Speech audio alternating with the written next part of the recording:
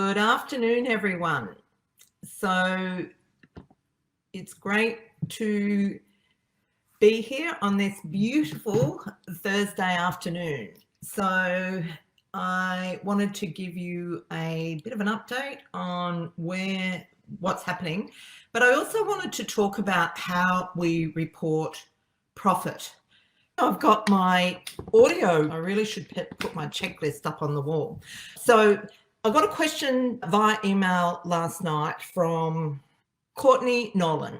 So Courtney is a listener of the podcast, and she was asking about the profit that we reported on the Chalmers Street project, what things it included and what we'd taken into account in terms of the project.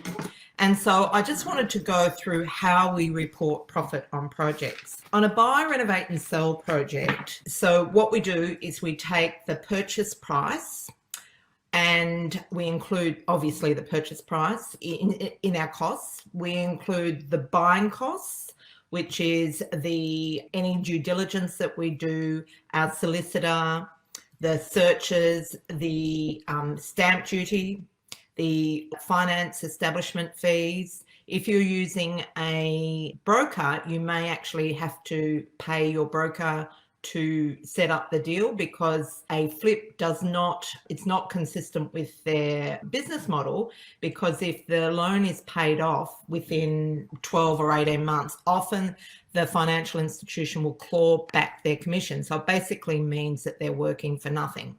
And that's no fun for anyone. So if you're working through a broker, you actually have to have a conversation with them and say, look, I'm going to be selling this within the next 12 to 18 months. How do we set this up? So there's a few ways that they will do that. They may quote you a figure, because there's quite a lot of work that goes into setting up finance, or they might structure it that you can keep the loan from one project to the next. And that takes a bit of juggling. So yeah, that's a conversation that you need to have. So the next thing that we include are the holding costs. So that includes the interest, the insurance, the strata fees, the rates, the electricity, the gas, the water. So all of that goes into the holding costs.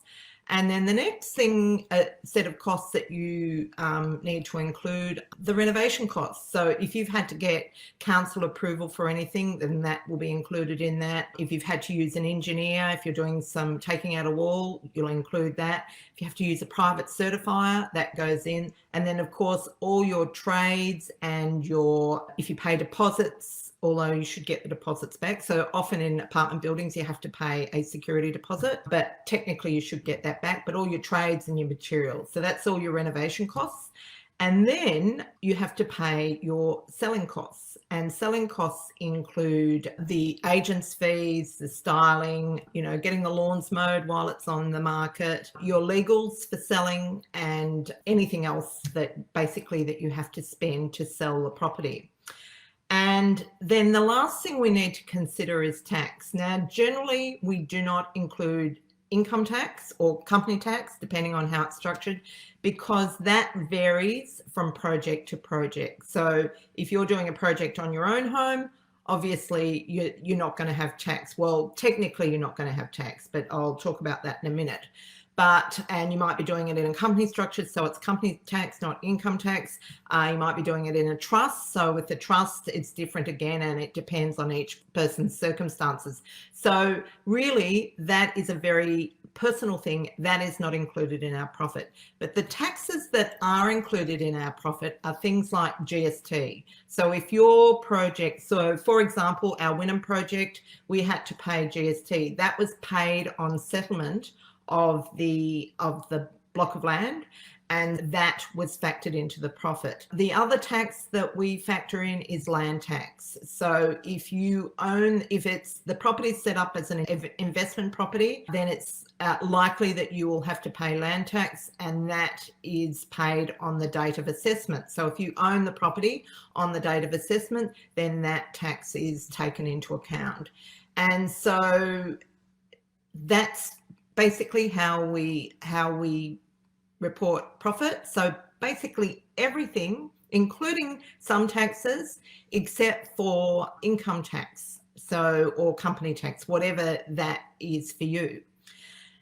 And so that when we report a profit, it's a bit like you saying my salary is 100,000 a year. Your salary is 100,000 a year, but you have to pay tax on that. And how much tax you pay depends on how well you're set up in terms of minimizing tax. So I hope that's a clearer explanation for Courtney. I did respond to her via email, but yeah, so there you go. So you can be confident when we say we've made profit, we have actually made profit and we're not pulling figures out of the air.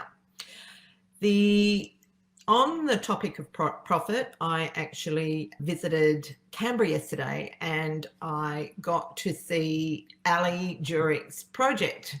And she has done an amazing job. So she bought that property, I think she said $275,000, did a $30,000 renovation on it and sold it for $420,000. And it was just really nice to see the finished product. She's done an incredible job. And the thing that I love most about it is that she's used good judgment in the choices that she's made, and it's really paid off. She knows her market and it's delivered. The thing that happens when you finish your first renovation is you start to build some confidence, and that really helps you along the way. For the first project, you're feeling a bit like you're out at sea, but getting over the first project is a big achievement. And so that confidence grows as you do more projects, and you're just going to go from strength to strength. And that's exactly what she will be doing. Ali is still working full time, but her husband is full time on the job. Basically what she's done is, or they have done, is created an income for him, which is absolutely fantastic. So where if they were both working, they'd probably make a little less profit because they would be paying trades to do some of the things that he's doing. It's provided a means of income for him because he's not working full time. And so everyone has their own problem they're trying to solve with renovating. And that's the thing that I love about renovating so much. It's so flexible and you can solve all sorts of problems with it. I actually do a video of it. It's a simple renovation, but it really hits the mark, and she's been very clever about how she's executed, and they've made a good team. So Ali's the thinker. We talked about this yesterday. Ali's the thinker and her husband's the doer. So they have that good sort of teamwork going. And yeah, that's, some really good news. I've been moving along with my projects. I'm organising a project, a house build on a greenfield site in Echuca. I'm also working on our own development project, which is in Western Sydney. I've struck a few roadblocks with that, so I'm just working out what I'm going to do with that. And also pulling together the joint venture. Well, that we've got the members now. I'm just getting the final details of the legals sorted out on our class project, which will be in Sydney. And what's the other one? Oh, Darlinghurst. So I'm meeting I think I've mentioned this. I lost the only key. Well, I didn't. I locked it in the apartment, which is very typical of me. Trying to think about 10 things at once. I had to order a new master key because in an apartment building, you have a master key and then you have the key to your apartment. And the master key is not something that can be cut. You've actually got to order it through the owners corporation. So I've got 2 extra of those. So I'll end up with 3 sets of keys. So I've got the locksmith coming today to actually break into the apartment so we can get the original keys, and I'll get some apartment keys cut, and so then we'll be off and running with that and getting that finished. I've decided it's time. I put a bit of effort into it, and yeah, so that's it for me. So I'm going to love you and leave you, and I will see you next week. Take care.